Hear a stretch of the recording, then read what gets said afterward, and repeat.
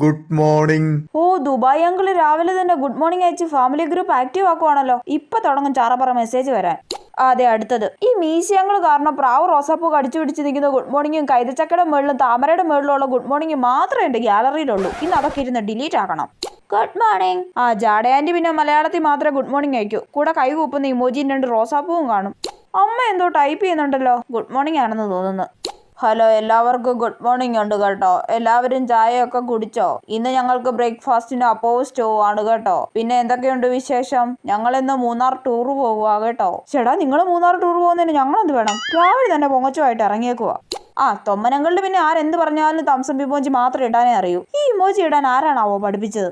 ഈ ശീതളപാനീയം കുടിക്കാൻ പാടില്ല, കാരണം ഇതാണ്. ന്യൂസ് അങ്കിൾ രാവിലെ തന്നെ ഓരോ ന്യൂസും കൊണ്ട് വരാൻ തുടങ്ങി. ഇങ്ങനെ അയക്കുന്ന ന്യൂസ് കണ്ടിട്ടാന്ന് തോന്നുന്നു അമ്മ ഓരോ മണ്ടത്തരങ്ങൾ ഇവിടെ പറയുന്നത്.